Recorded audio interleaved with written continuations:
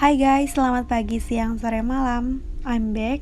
Podcast kali ini seperti yang udah tertera di judul, gimana sih cara mengatasi depresi? Pertama aku disclaimer dulu, aku bukan siapa-siapa, aku hanya orang yang pernah mengalami perasaan ini. And then not all people understand about depression, so buat kalian yang menganggap lebay, menertawakan, menganggap sepele, menjudge kalian yang tidak mengerti dan tidak mau mengerti about depression, video ini bukan untuk kalian, silahkan di skip aja.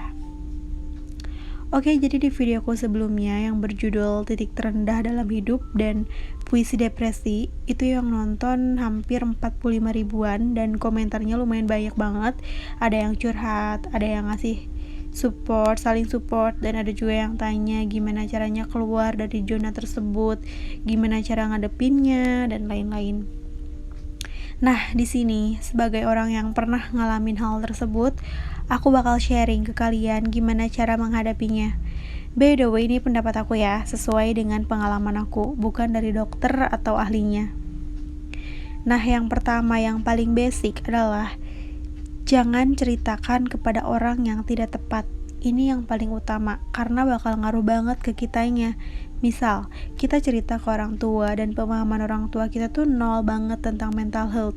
So, pasti kalian tahu kan tanggapannya akan seperti apa. Besar kemungkinan paling mereka akan tertawa, nyeramahin, nganggap sepele.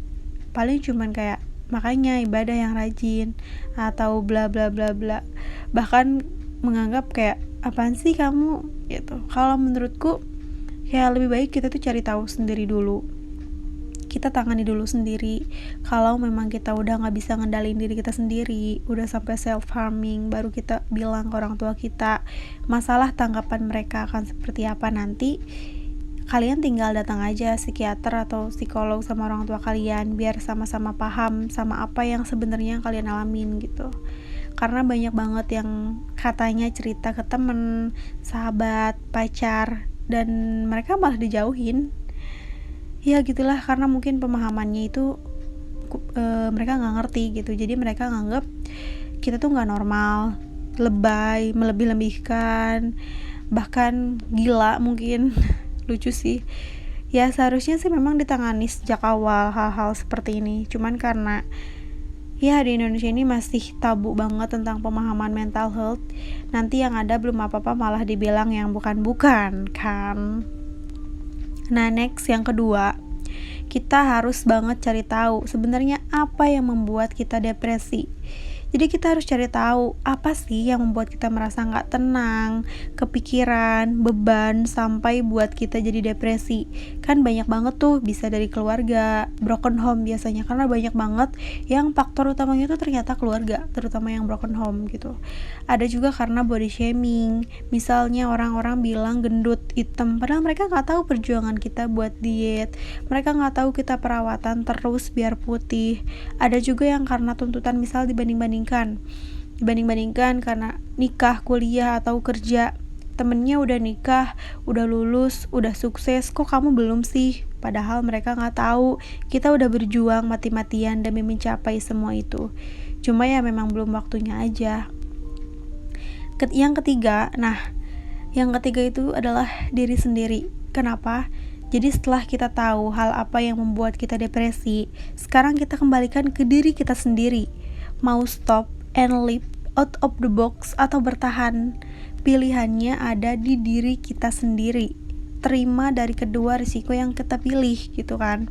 Misalnya gini, ternyata hal yang membuat kita depresi itu adalah body shaming, teman kantor yang selalu ngomongin kita, entah itu bercandaan atau bukan, yang pasti mereka ngomong terus tentang fisik kita gitu. Nah, secara gak sadar kita jadi kepikiran banget dan ganggu banget buat hidup kita, padahal kita udah berusaha mati-matian.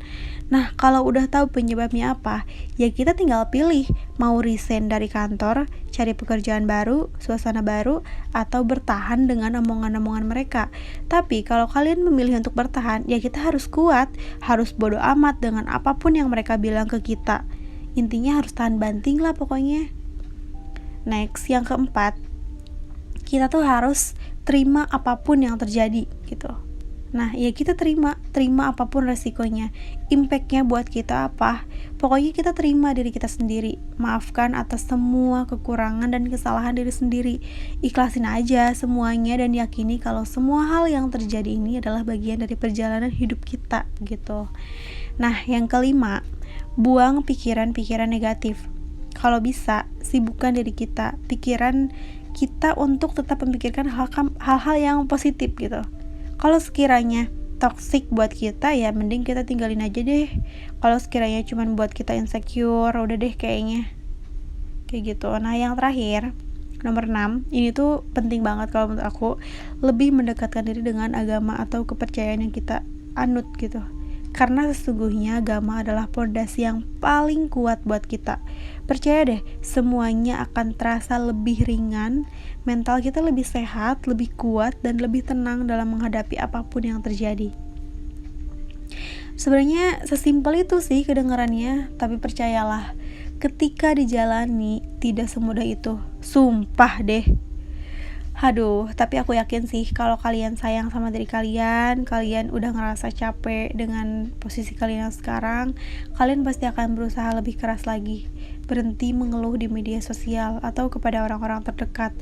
Luapkanlah melalui apa yang kalian sukai, misalnya melalui lagu atau melalui cerita, puisi. Pokoknya salurkan kepada hal-hal yang positif gitu. Terus buat diri kalian itu berarti gitu. Buat diri kalian tuh lebih berarti gitu. Minimal jangan dulu mikirin orang lain deh. Buat diri kalian berarti untuk diri sendiri gitu. Buat diri kalian tuh bangga untuk diri kalian sendiri gitu. Ngerti gak sih maksud aku? Jadi jangan dulu mikirin orang lain gitu. Diri kita itu berharga melebihi apapun. Di dunia ini tidak ada yang sempurna, dan ya kita harus menerima ketidaksempurnaan itu.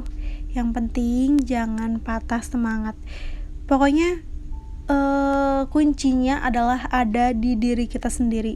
Walaupun sulit banget, susah banget, gak segampang apa yang aku omongin sekarang, karena ya aku sampai detik ini juga masih ngalamin hal-hal seperti itu gitu, masih berusaha untuk bangkit lagi, semangat lagi, masih berusaha, masih meraba-raba lah. Tapi ya menurutku ya itu intinya adalah diri sendiri kayak gitu, gengs. Ya mudah-mudahan aja podcast kali ini menjawab apa yang kalian tanyakan di kolom komentar yang video itu ya, yang video yang kemarin itu. Pokoknya maaf banget kalau misalnya aku ngomongnya tuh belepotan gitu ya, aku nganggep ya aku lagi ngobrol aja sama temen gitu kan. Pokoknya thank you banget ya buat kalian yang udah dengerin sampai selesai. Semoga video ini bermanfaat. Yuk kita sama-sama semangat, bareng-bareng kita saling menyemangati. Guys, thank you banget ya buat yang udah dengerin sampai selesai. Tulis kolom komentar, kita saling semangat menyemangati, dan tulis juga di kolom komentar aku harus buat video apa lagi. Good luck ya. See you my podcast. Bye.